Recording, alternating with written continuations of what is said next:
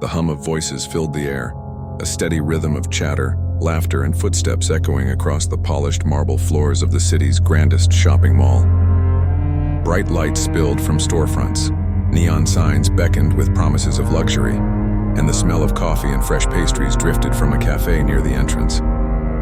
To anyone watching, it was just another busy evening. Families weaving in and out of stores, couples walking hand in hand, teenagers giggling in groups, and business people in suits rushing to their next appointment. But in the middle of all this energy, just beyond the sliding glass doors, something went unnoticed, or perhaps ignored.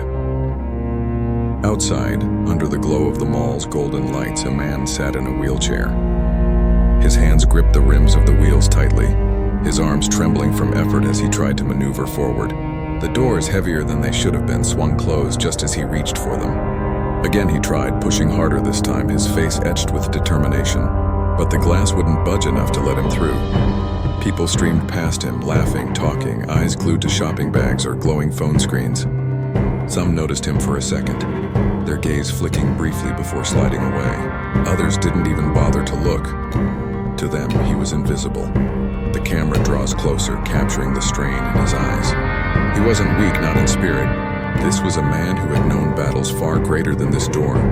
A man whose life had demanded resilience over and over again. Yet here he was, fighting with something as ordinary as an entrance. The narrator's voice cuts through, low, steady, and heavy with weight. We live in a world that celebrates the strong, the powerful, the glamorous. But what of those who fight battles quietly, unseen? What of those whose strength is measured not by applause, but by endurance? Too often, they are left behind. Too often, they are mocked. Inside, a burst of laughter from a group of teenagers echoes near the food court. The sound carries through the glass, contrasting sharply with the man's silent struggle outside. The crowd is oblivious, caught up in their own small dramas, their shopping lists, their weekend plans. The camera shifts again, first to the sparkling mall interior, filled with noise and light, then back to the glass doors where the man struggles once more. His wheelchair jerks forward as he braces, trying to push with all his might. The door creaks, opens just a crack, then slams back in place. His breath comes heavy, his forehead damp with effort, but he doesn't quit. Strength, the narrator continues, is not found in mocking the broken. True strength is in helping those who fight battles you cannot see. And tonight, in the heart of this mall, laughter will turn to silence, when strength reveals its true meaning. The camera pans wide, capturing both worlds in a single frame. On one side, the glittering mall full of wealth, comfort, and ease. On the other, a man alone in his chair, struggling against something so simple yet so impossibly hard. The narration grows softer, almost like a whisper. They thought this was just another night. But they were wrong. For tonight, the world will learn that dignity can never be stolen, and that sometimes the greatest power walks in quietly, unseen, waiting for the right moment to rise. The shot lingers on the man, his wheelchair framed against the glowing mall lights. His hands tremble, but his eyes still burn with determination. The screen fades to black, the final line before the story begins. Tonight, a stranger's silence, the sliding doors hissed open, letting in the chill of the evening air. Michael paused for a moment just outside the threshold, his wheelchair resting against the marble edge of the mall's entrance ramp. The glow of neon lights reflected off the glass, painting his tired face in streaks of blue and gold. He adjusted his jacket, an old army green coat worn at the seams but still intact, much like the man himself. Michael wasn't the kind of person who liked drawing attention. In fact, he preferred to blend into the background, to go unnoticed. Life had taught him that people looked quickly at a man in a wheelchair, then just as quickly looked away. He had seen the pity, the discomfort, even the impatience in their eyes. But tonight wasn't about how people saw him. Tonight was about something far more important. In his lap, tucked neatly under his arm, was a folded catalog page. The edges were crumpled from being handled too many times, the ink smudged in places where his fingers had lingered. On that page was a necklace, a simple silver pendant shaped like a star. His daughter, Emily, had pointed it out months ago while walking past the store window. Her eyes had lit up, her voice full of longing, but she never asked for it. Emily knew too well the weight of money in their lives. Michael had promised himself that somehow, some way, he'd make sure she had that necklace for her birthday. Not out of guilt, not out of pity, but because she deserved to feel special, to know she was loved beyond measure. He'd saved carefully, skipping meals, taking on small repair jobs when he could, selling off old possessions he didn't need. Every coin he tucked away wasn't just money, it was hope. The mall bustled with life as he wheeled himself forward. He kept his pace steady, his eyes fixed on the gleaming floors ahead. Around him, people moved quickly. Shoppers weighed down with designer bags, teenagers snapping selfies near the fountain, children tugging at their parents for ice cream. The contrast was striking. Where they moved with ease and abundance, Michael carried the quiet strength of someone who had lived through storms they could never imagine. The narrator's voice cut through the scene, low and reflective. Michael once fought battles in places far from here. He carried the weight of his brothers in arms, the burden of their sacrifices. And though life had taken his legs, it had not taken his will. Tonight he came not as a soldier, but as a father, driven by a love that refused to be broken. As Michael navigated the wide hallway, a young boy stared at him curiously, tugging on his mother's sleeve. The woman whispered something quickly and pulled the child along. Michael caught the glance, gave the boy a faint smile, and continued forward. He was used to it. He didn't hold it against anyone. Still, he felt the sting. A reminder that in this world of polished perfection, someone like him was always slightly out of place. Yet, he carried himself with dignity. His shoulders were straight, his expression calm. Each push of his wheels was steady, deliberate. There was no sign of self-pity in his movements, only quiet determination. He reached the edge of the mall's central atrium, where a giant chandelier hung like a crown above the marble floor. Music from a nearby store spilled into the space, an upbeat pop song mismatched with the gravity of Michael's presence. He paused, letting the crowd flow around him, and unfolded the catalog page once more. His eyes lingered on the silver star, and a softness spread across his weathered face. A memory flickered. Emily's laughter, the way she twirled in their tiny living room when he pretended to crown her with a paper star. He'd cut from an old cereal box. "One day, princess," he had said. "One day you'll have a star of your own." Tonight was that day. But the mall, with all its glittering lights and rushing crowds, wasn't kind to moments like these. People brushed past him, sometimes too close, their bags bumping against his wheels. A couple of teenagers snickered as they hurried by, whispering something under their breath. Michael didn't respond. He had fought harder battles than careless words. His silence was his strength. The narrator's voice deepened. In a world obsessed with speed, Michael moved differently. Every turn of his wheels was a reminder of the battles he had survived, of the resilience that kept him moving when others would have stopped. But tonight his battle wasn't against enemies or pain or even the weight of the past. Tonight his battle was against a door, a simple door, a barrier that stood between a father and his daughter's birthday wish.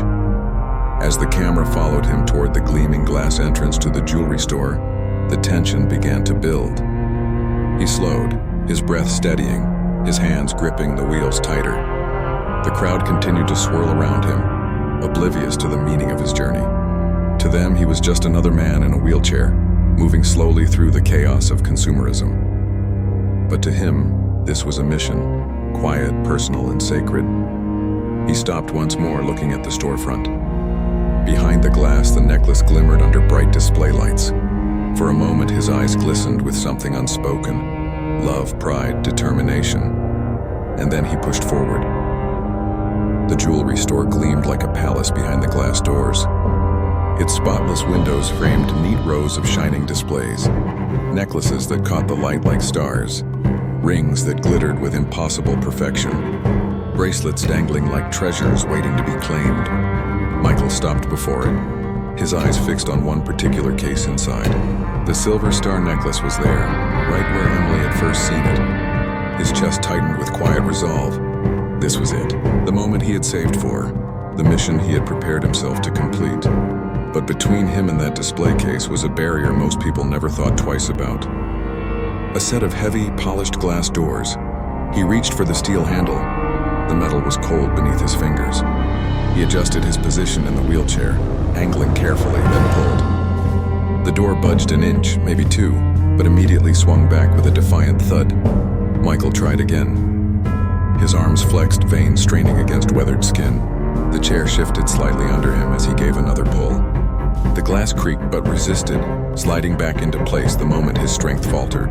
People streamed past him, shoppers with their arms full of glossy bags, teenagers giggling over bubble tea, couples holding hands, families herding their children toward the food court. Their footsteps tapped across the marble floor, hurried, distracted, indifferent. A few glanced his way, just long enough to see him struggling with the door, before their eyes darted elsewhere. Michael's face remained calm, though sweat began to gather at his brow. He repositioned himself again, determination hardening in his gaze. He wasn't a man who asked for help easily. He had been taught, by war, by life, to endure, to adapt, to push through. He tried a third time, gripping the handle tighter. His wheelchair tilted slightly as he leaned into the pull, every muscle in his arms firing with effort. The door opened halfway, just enough for a thin strip of the jewelry store's golden light to spill across the marble. His chest heaved with the effort, his breath sharp. For a moment it looked like he might make it through. Then a shopper brushed past him on the left, shoulder catching the edge of the glass. The door swung back with a cruel slam, nearly clipping his fingers. Michael flinched, pulling his hand back quickly. His knuckles were raw now, the skin reddened from the cold bite of the steel handle. He exhaled slowly, willing the frustration down. The narrator's voice cut in, heavy and measured. Once, he faced down storms of bullets. Once he stood tall where others fell. Now his battlefield was a door, simple, ordinary, yet merciless to the hands that trembled against it. Two teenage boys lingered near the fountain, drinks in hand. They noticed Michael's struggle, nudged each other, and smirked. One lifted his phone, pretending to check a message but angling it just enough to record. The other whispered something that made them both laugh. Their voices carried just enough for Michael to hear. Can't even open a door. What's he doing here? Michael didn't respond. His jaw clenched, but his eyes stayed fixed on the goal inside. The necklace. Emily's smile. That was all that mattered. He pushed again. This time he tried to wedge his wheelchair forward, holding the door open with one hand while maneuvering his wheels with the other. It was awkward, exhausting. His arms shook from the effort, the muscles in his shoulders burning. Inch by inch, the door creaked open again. But just as he thought he might slip through, a group of shoppers walked past, laughing loudly. One woman brushed the door with her bag, and it swung shut again with a sharp, unforgiving clang. Michael sat back for a moment, his chest rising and falling with labored breaths. His eyes closed briefly, a flicker of frustration breaking through his composure. But only for a second. When he opened them again, they were steady, resolved. The camera lingered on his face, the faint lines etched by years of service, the quiet dignity that hadn't dimmed even in this moment of humiliation. The whispers around him grew, hushed voices blending with the mall's chatter. Some were pitying. Poor guy. Someone should help him. Others dismissive. Why doesn't he just wait outside? But none of them moved. Michael gripped the wheels of his chair, adjusting again. His hands trembled now, not from fear, but from sheer physical strain. Still, he reached for the handle once more. His fingers wrapped tight, his knuckles white. He pulled with everything he had left. The glass inched forward again. His teeth clenched. Sweat rolled down his temple. His entire body seemed to pour itself into this one act, this small, ordinary act that the world took for granted. The narrator's voice lowered, filled with weight. He wasn't asking for luxury. He wasn't asking for pity. He asked only for a doorway, a chance to step inside the world he once defended, to buy a gift for the child he loved. But the world looked away. The door trembled in his grip. It swayed just enough for him to glimpse the necklace once more. That silver star glowed in the display like a beacon, like hope itself calling to him. Michael's arms quivered. His breath came in short bursts. And still, he pulled. The camera zoomed in on his trembling hands, his face etched with determination, the stubborn will of a man who had survived worse. The laughter of the teenagers echoed faintly in the background, blending with the hum of the mall. For the crowd, it was just another moment, just another man in a wheelchair struggling with a door. But for Michael, it was everything. And though no one had stepped forward yet, the air in the mall shifted. Something unseen, something powerful was about to change. The battle wasn't over. The glass door trembled in Michael's grip, resisting him like an enemy that refused to yield. His arms shook, his jaw clenched, but still he pushed inch by inch, determined to cross the threshold. That's when it began. A sharp laugh pierced the air, louder than the hum of the mall. Heads turned. Near the fountain, 3 teenagers leaned against the railing, sodas in hand, their backpacks tossed carelessly at their feet. Their laughter was sharp, mean-spirited, the kind of laughter that fed on someone else's pain. "Yo, look at him," one whispered, elbowing his friend. "Man can't even open a door." The second boy smirked, lifting his phone and angling it toward Michael. The red light of recording blinked against the polished marble floor. The third stepped forward, exaggerating a limp, dragging one leg as he pulled an invisible door handle with fake strain. His friends erupted in laughter, one of them almost spilling his drink. "If you can't handle the door," one shouted, voice rising above the chatter of shoppers, "maybe stay home." The words cut through the air like a blade. Shoppers glanced nervously, some frowning, others whispering, but none stepped closer. Michael's jaw tightened. He didn't look at them. His eyes stayed locked on the necklace glimmering inside the store, the mission that had carried him here.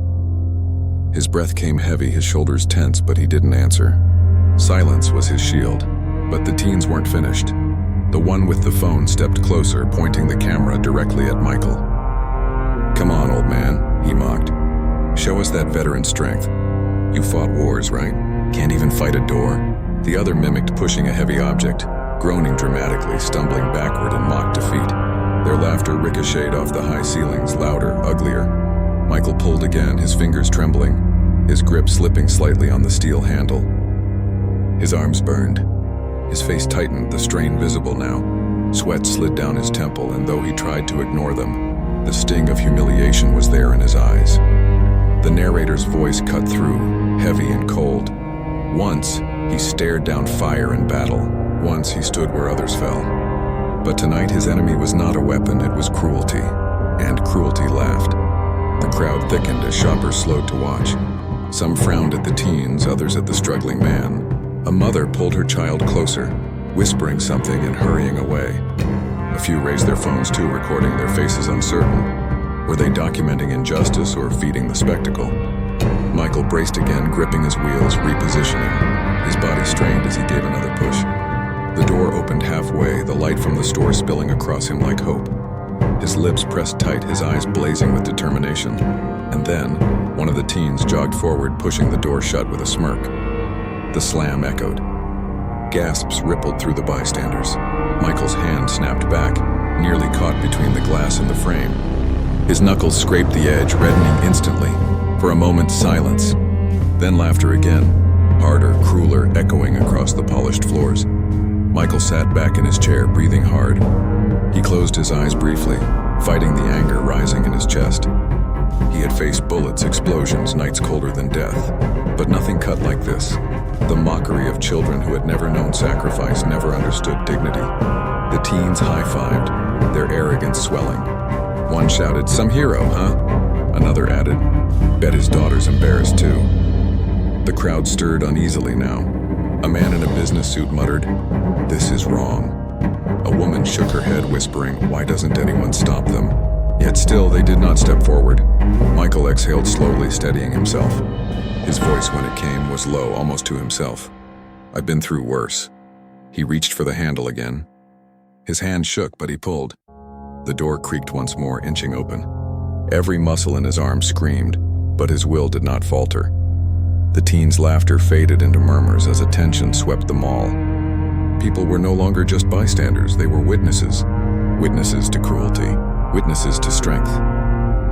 The narrator's voice returned, softer now, tinged with sorrow. He would not curse them. He would not bow to them. He would do what he had always done, endure. But the world watched, and the question echoed in every heart. How long would cruelty reign before courage stood? Michael's eyes never left the silver star necklace inside. His pain was visible, yes, but so was his purpose. And though humiliation pressed heavy on him, he would not surrender. The laughter still lingered, but the balance was shifting. The mall had grown quiet, the crowd uneasy. Something was about to break. Justice was waiting. The laughter of the teenagers still echoed near the entrance, a cruel chorus that cut through the mall's chatter. Shoppers shifted uneasily, torn between their conscience and their fear of getting involved. Michael, gripping the glass door with trembling hands, became the silent center of a storm. But across the tiled floor, tucked into the corner of a cafe just steps from the entrance, sat a man. He wore a dark hoodie pulled low, a ball cap shadowing his face. A steaming cup of coffee rested on the table before him, untouched. His shoulders were broad, his frame impossible to ignore, yet somehow he blended into the crowd. He sat calmly, almost too calmly, as if he belonged and yet didn't. At first, no one noticed him. People hurried past with shopping bags, eyes fixed on their errands. But as the laughter at the door grew uglier, as Michael's struggle turned into humiliation, the man's presence began to pull focus like gravity. A young boy at a nearby table tugged on his mother's sleeve, whispering, "Mom, that guy looks familiar." The mother glanced, her breath catching. She shook her head quickly, trying not to stare, but her eyes betrayed her recognition. At another table, two college students froze mid-conversation. One leaned in, whispering, "Bro, I swear, that's him. Look at the size of him. No one else is built like that." Their phones hovered uncertainly, hands trembling as if they weren't sure whether it was right to capture this moment. The whispers spread like ripples on water. Heads turned, voices lowered, the energy in the cafe shifting. Wait, is that? Can't be. Not here. No way. That's him. That's The Rock. The name moved quietly from mouth to mouth, like a secret the crowd wasn't ready to say aloud too loudly. But the tension it carried was undeniable. Still, the man in the hoodie didn't move. He sat steady as a mountain, his hands folded loosely around the coffee cup. His eyes, hidden beneath the brim of his cap, never wavered from the entrance. He saw Michael's trembling hands. He saw the teenager's cruel laughter. He saw the crowd's silence. And though he hadn't yet spoken, his stillness was louder than the laughter. The camera lingered on him now. His jawline unmistakable even in shadow, the curve of his shoulders, the way his presence filled the space without effort. His silence carried weight, a gravity that pressed on every bystander who dared to glance his way. The teenagers at the door didn't notice. They were too wrapped up in their cruelty, pointing and laughing as Michael pushed again. One held his phone high, recording every second, eager for likes and views. But a few in the cafe noticed something else. The man's right hand, resting casually on the table, had begun to curl slightly into a fist, not in anger. In readiness, the narrator's voice slid in, low and steady, laced with anticipation. Sometimes justice does not roar. Sometimes it waits. Sometimes strength does not strike. It observes, watching, weighing, waiting for the moment when silence is no longer an option. The mall seemed to hum differently now.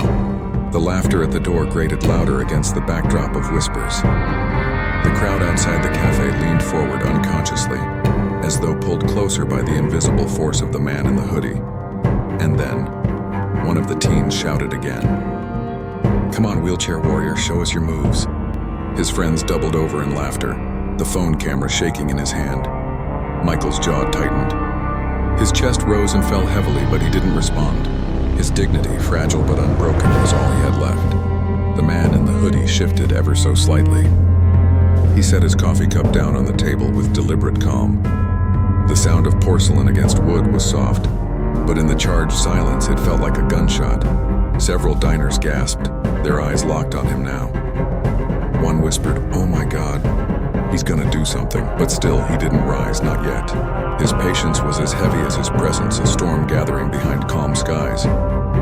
The teenagers remained oblivious, their cruel spectacle continuing. But the rest of the mall, the crowd, the bystanders, the cafe, felt the balance tipping. Justice was near. The narrator's voice returned, this time like a promise. They laughed at weakness. They mocked dignity. But they did not see the storm in waiting. They did not know that in the shadows, strength was watching. And soon, laughter would turn to silence. The camera pulled back, showing Michael struggling at the door. The teenagers sneering, the crowd whispering, and the silent figure in the hoodie still seated but ready. The tension coiled tighter. The audience knew. The bystanders suspected. The teens had no idea. The storm was about to break. Michael's hands trembled as they slipped from the glass door. His shoulders slumped, his chest rising and falling with exhaustion. The mall's fluorescent lights cast harsh shadows on his tired face, highlighting every line carved by years of hardship. For a moment, his eyes closed, not in surrender but in quiet defeat. The teenagers erupted with fresh laughter. One mimicked him again, dragging his feet in mock struggle, while another slapped his friend's shoulder, wheezing from laughter. Their phones captured it all, snapshots of cruelty wrapped in youthful arrogance. "Look at him, can't even open a door," one jeered. Another chimed in, sneering. "Bet he wants us to carry him like a king." The words cut through the air like knives. A few passers-by winced, others looked away. A mother tugged her son closer, whispering for him not to stare. The mall buzzed with sound, yet for Michael, it all faded into a dull roar of humiliation. And then, from the cafe corner, a sound broke the rhythm. A chair scraped against the tiled floor, slow, deliberate, heavy. The crowd's whispers faltered, heads turned. The hooded man, the silent storm that had sat in waiting, was rising. He stood, his sheer size dwarfing everyone nearby. Broad shoulders, squared, chest rising with quiet authority. His presence filled the cafe and spilled into the mall like a tide. The laughter at the door stumbled, faltered, as the teens glanced over curiously, irritation flickering across their faces. "Yo, what's his problem?" one muttered. The hooded man didn't answer. His steps echoed against the floor, each one measured, each one pulling the weight of inevitability. The mall seemed to quiet with every stride. Even those who hadn't noticed before turned now, instinctively aware that something monumental was unfolding. A hush spread like wildfire. The teenagers' smirks wavered. Michael, still catching his breath by the door, lifted his head weakly. The hooded man stopped just a few feet from the group.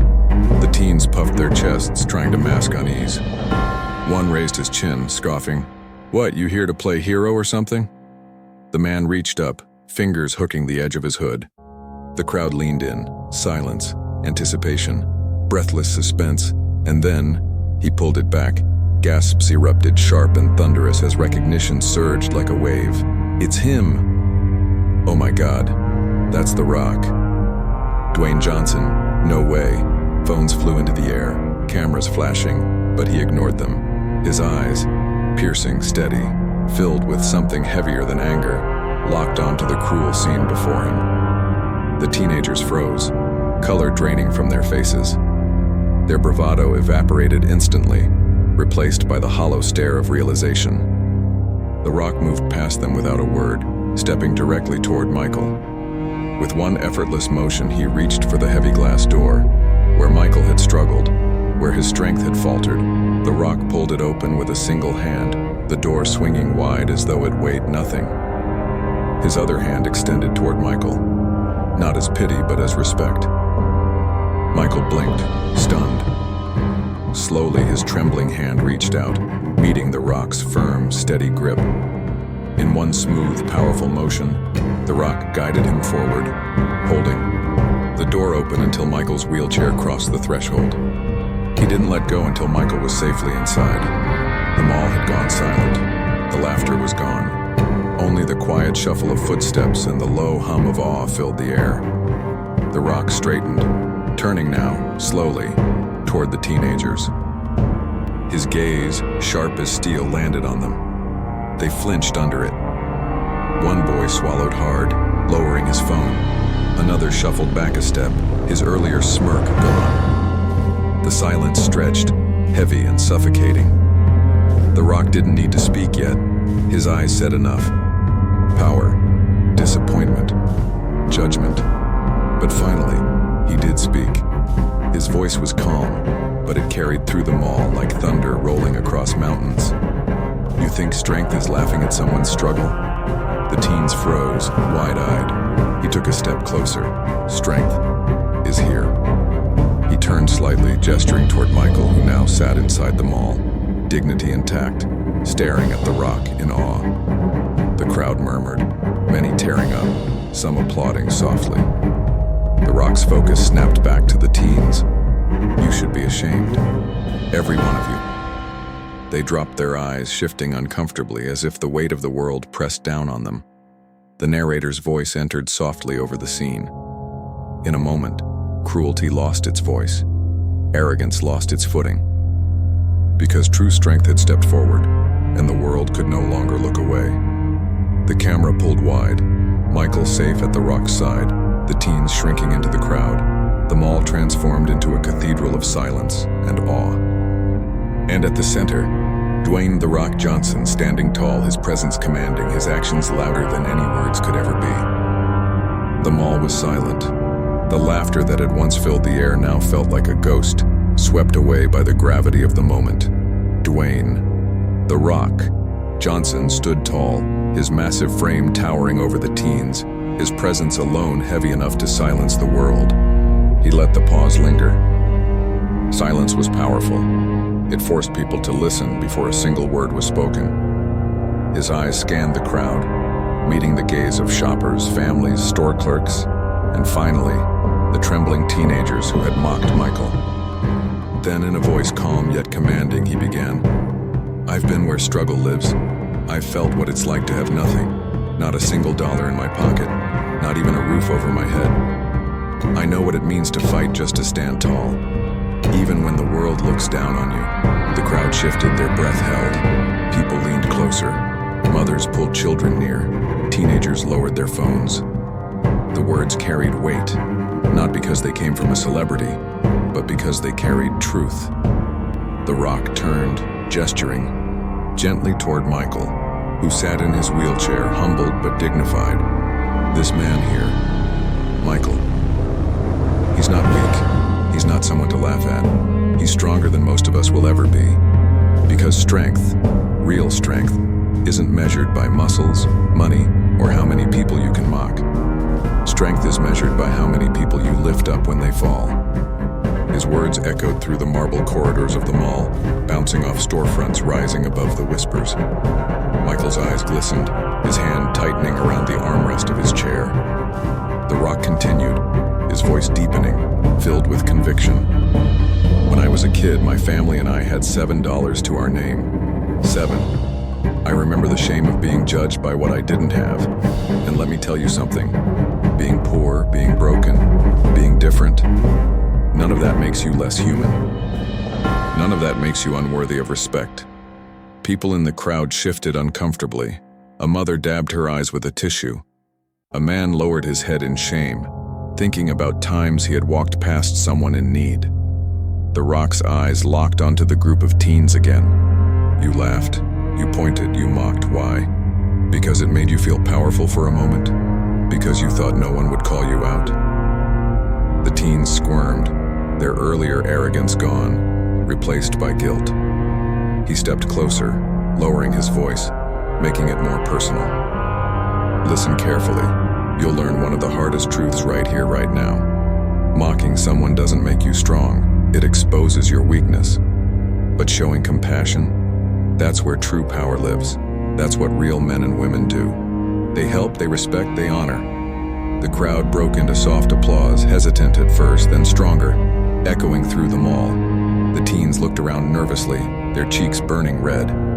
The Rock raised his voice slightly, speaking to everyone now. "We live in a world that's too quick to laugh, too quick to judge, too quick to forget. But heroes, true heroes, walk among us every day. They don't wear capes. They don't seek applause. They just fight. They fight battles we can't see. They carry scars we'll never understand." He pointed gently toward Michael again. "This man is a hero. He's faced battles that most of us couldn't even imagine. And still, he came here today, with dignity, with strength, just wanting to do something simple for his daughter. And what did he get? Mockery." The Rock paused, his jaw tightening. His next words thundered through the silence. "Not anymore." The entire mall erupted into applause, louder this time, as if the walls themselves were clapping in agreement. Some people cried openly. Others lowered their heads in shame, reflecting on their own failures to step up. Even those who had stood silent before, the bystanders who pretended not to see, felt the sting of his words. The Rock softened his tone, now stepping beside Michael, resting a massive hand on his shoulder. You, my friend, are not alone. Not today, not ever. You are respected. You are valued. And don't let anyone ever make you feel otherwise. Michael's lips trembled as tears slid down his weathered face. His voice cracked, barely above a whisper. Thank you, no one said that to me in a long time. The Rock bent slightly, meeting him eye to eye. His tone was gentle but firm. Well, hear it now. And know it's true. You matter. You always did. The crowd clapped again, this time rising into a standing ovation. Shoppers put down their bags. Workers stepped out of their shops. Children looked up wide-eyed, inspired by the moment. The Rock turned back to the teenagers, his gaze less harsh now, more guiding. You want to be strong? Then start here. Start with respect. Start with compassion. Start by lifting someone up instead of tearing them down. Because in the end, no one will remember your sneakers, your phone, or your jokes. They'll remember how you treated people. That's your legacy.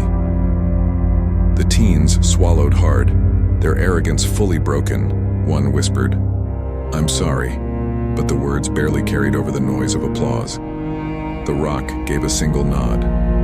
Not approval, acknowledgement. The first step of change.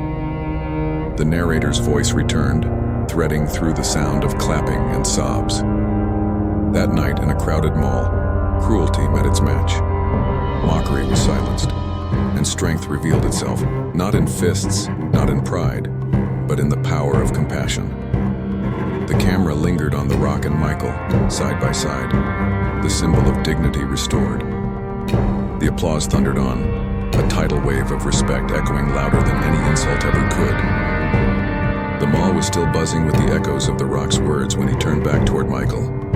The giant hand that had steadied him on the wheelchair now rested gently on his shoulder, grounding him, giving him strength. The Rock leaned down slightly, his voice calm but filled with warmth. Michael, my brother, people need to hear your truth. They need to understand who you are, not just what they see. If you're willing, tell them. Michael's eyes flickered nervously to the crowd. Faces surrounded him, faces that had once looked away, faces that had sneered, laughed, ignored. Now those same faces were turned toward him, waiting, silent, reverent. For a long moment, Michael stayed quiet. His trembling hands gripped the wheels of his chair, his throat tight. Then with a deep breath, he began. Michael's story begins. I wasn't always like this, he said softly, his voice hoarse but steady. Once I ran faster than anyone in my neighborhood. I was strong, full of life, full of dreams. I joined the army when I was barely 20 because I believed in something bigger than myself. I believed in protecting people, even people I would never meet. The crowd leaned in closer. A mother hugged her son tighter. A man in a suit shifted uncomfortably, his phone lowering from his hand. Michael's eyes grew distant, his voice painting memories as if he were reliving them. I served overseas, saw things no one should ever have to see. I lost friends, brothers, sisters in uniform. People who will never go home, who will never hug their families again. I came back, but not whole. He tapped the side of his wheelchair, his jaw tightening. An explosion cost me my legs. It almost cost me my life, but I refused to let it take my will. I fought through the pain, through the nights of screaming in hospitals, through the endless therapy, because I wanted one thing, to go home to my little girl. The father's love. Michael's voice wavered now, his eyes misting. She's my world. My daughter Emily. Bright eyes, sweetest laugh you'll ever hear. She doesn't see this chair, he said, patting the armrest. She just sees her dad. To her, I'm still strong. He paused, his lips trembling. Her birthday is next week. I've been saving every dollar I could from my pension, cutting corners, skipping meals, all so I could buy her a little gift. Something to remind her that her father may not walk anymore, but he'll never stop showing up for her. The crowd went still. Mothers wiped their tears, fathers cleared their throats, children clutched their parents' hands. Michael swallowed hard, glancing at the teens who had mocked him. Their heads were lowered now, shame written across their faces. I came here today for her, just to get a small gift. That's why I was trying to push through those doors. He smiled faintly, bittersweet. But instead of kindness, I got laughter. And for a moment, for just a moment, I felt like I didn't matter anymore. The shift in the crowd, the silence in the mall was heavy. Every shopper, every passerby, every bystander who once ignored his struggle now stood frozen, hearts cracked open by his words. The teens who had mocked him shuffled their feet, their faces pale. One of them bit his lip, his phone now shoved deep into his pocket. The Rock's hand tightened on Michael's shoulder, his eyes never leaving him. The giant's voice broke the silence, low but powerful. And you do matter, Michael, more than you'll ever know. Your sacrifice, your love, your fight, it matters. It always has. Michael bowed his head, overcome. The crowd responds. Suddenly, a woman from the crowd stepped forward. Her voice trembled as she spoke. My husband served too. He never came home. Thank you for surviving, for still being here for your daughter. Another man, older, wearing a veteran's cap, raised his hand in salute. Tears streamed down his weathered cheeks. Respect, soldier, respect. The crowd erupted into murmurs of agreement. Some clapping softly, others whispering apologies for their silence earlier. The teens, the ones who had laughed the loudest, finally lifted their eyes to meet Michael's. One of them, voice cracking, whispered just loud enough to be heard. We're sorry. We didn't know. Michael gave a weary, forgiving smile. Maybe now you do. The narrator's voice, the camera panned across the sea of faces, tears glistening in the neon glow of the mall lights. The narrator's voice cut through, solemn and stirring. In a world too quick to judge by appearances, one man's truth pierced the silence. His scars told stories of sacrifice. His pain revealed the price of freedom. And his love for a daughter waiting at home reminded everyone that dignity is never lost, unless we fail to honor it. The Rock stood taller now, his arms still around Michael, his eyes scanning the crowd as though challenging them all to remember this moment. The applause began softly, one pair of hands clapping, then another, then the entire mall roaring with respect. Michael sat there, tears streaming, not from pity but from pride. For the first time in years, he wasn't invisible. He was seen. He was honored. And in that moment, the mocking laughter of teenagers had been buried beneath the thunder of respect. The applause still echoed through the mall when a man in a crisp apron emerged from one of the nearby shops. He was the owner of a small toy store, his hands trembling slightly as he walked forward, holding a neatly wrapped box. He cleared his throat, his voice thick with emotion. Sir, you came here today to buy your little girl a gift. Please let me give it to you, no charge. Consider it a thank you from all of us. Michael blinked, stunned. His hands shook as he accepted the box. The tears in his eyes shimmered under the fluorescent mall lights. For a moment, he couldn't find words. Finally, he whispered, "Thank you. She'll love this more than anything in the world." A community steps forward from the crowd. Another man spoke up, this one dressed in work clothes, his calloused hands still marked with paint. "I work here in maintenance. I'm here every day. If you ever come back, sir, you won't have to struggle at those doors again. I'll be there to help you." Others nodded, murmuring agreement. A woman placed a hand over her heart, then pulled a blanket from her shopping bag and draped it gently over Michael's lap. "You deserve comfort, sir, please. Let me give you this." The energy had shifted completely. Where once there had been cruelty and mockery, now there was compassion, respect, and unity. The teenager's apology. The teens who had mocked him earlier shuffled forward awkwardly, their faces red with shame. One of them, the ringleader, pulled out his phone. With a shaky breath, he opened the video he had recorded, the cruel imitation, the laughter, and hit delete right in front of everyone. "I'm sorry," he muttered, his voice breaking. "We were wrong. We thought it was funny, but it wasn't. It was cruel. Please forgive us." Michael studied their faces, the raw guilt in their eyes. His own voice, though tired, was calm and forgiving. "You're young. You made a mistake. What matters is that you learn from it. Never laugh at someone's struggle. You don't know the battles they've fought." The boys nodded, tears threatening to spill. One of them whispered, "We won't forget this." The Rock's presence. The Rock stood tall beside Michael, his arms crossed, eyes scanning the crowd. His voice rumbled with quiet authority. "This is what strength looks like. Not in muscles, not in mockery, but in kindness. Every single one of us has the power to lift someone else. And when we do, the world changes, just like it did tonight." The mall was silent, his words echoing as if etched into the very walls. Slowly, heads bowed in respect.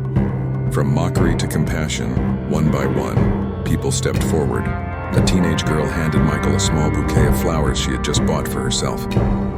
"These are yours now, sir. Give them to your daughter along with the gift." A businessman slipped an envelope into Michael's hand discreetly, his voice low. "It's not much, but I hope it helps. Thank you for your service, for your strength." Even the mall's security guard, who had been watching silently, approached and shook Michael's hand firmly. "You'll always be welcome here, sir. Always." The crowd around him wasn't just an audience anymore. They had become a community. Michael's heart felt gratitude. Michael looked around at the sea of faces, his voice breaking as he spoke. "I came here today just to buy a gift for my daughter, and I thought I'd leave humiliated, but instead I'm leaving with so much more. You reminded me that I still matter, that what I gave wasn't forgotten." His tears fell freely now, but they weren't tears of sorrow. They were of pride, of healing, of hope. The Rock's final words to him, the Rock leaned close, his massive hand once again steady on Michael's shoulder. "You never stop mattering, Michael. Not for a second. Tonight they all see it.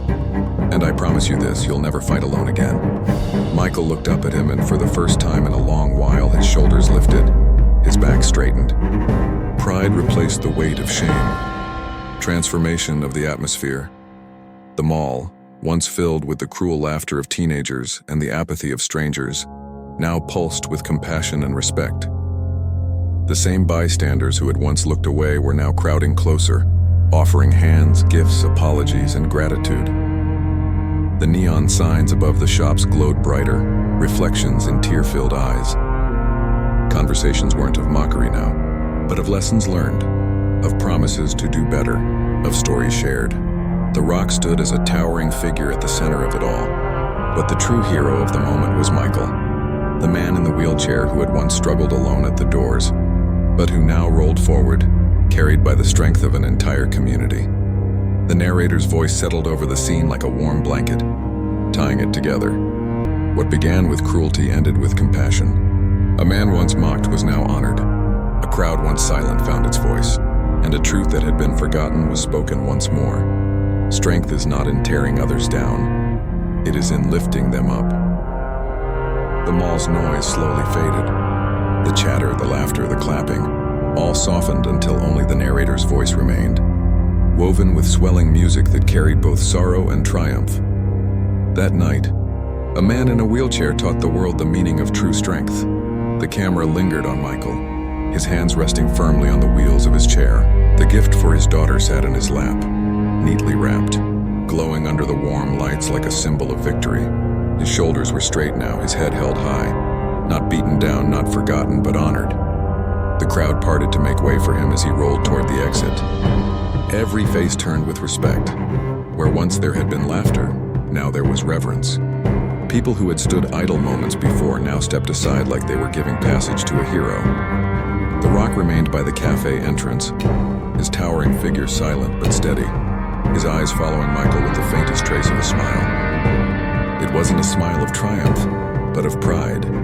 Pride in the man who had endured. Pride in the people who had changed. Pride in the moment that reminded them all of what humanity should be. Narrator's voice. The music swelled higher, strings carrying a somber but hopeful tone. The narrator's words felt like truth carved into stone. Mockery turned to shame. Shame turned to compassion. And compassion restored respect. Strength was never in the hands that pushed a man down. It was always in the hands that lifted him up. Final imagery. The camera cut to Michael exiting the mall into the cool night air. Neon signs glowed behind him, but the focus was on the gift in his lap. A simple box that meant the world. Not because of what was inside, but because of how it was given. He paused at the curb, looking upward at the sky, his breath forming in the cool night. For the first time in years, his heart was lighter. His daughter would not just receive a gift that night. She would receive proof that her father still mattered, that his sacrifices still meant something, that the world had not forgotten him. The Rock stood in the doorway behind him, still watching, silent as ever. He didn't need to speak. His presence alone carried the weight of the night's lesson. As Michael rolled forward, the Rock gave a faint nod, acknowledging not just him, but every unseen hero who struggled in silence. The final words, the music reached its peak, emotional and stirring, as the narrator's voice returned one last time. True strength is not found in power or wealth or fame. True strength is in compassion, in respect, in the courage to lift another when they fall. The screen faded slowly to black, and bold white words appeared against the darkness, lingering with gravity. Strength is not in tearing others down. Strength is in lifting them up.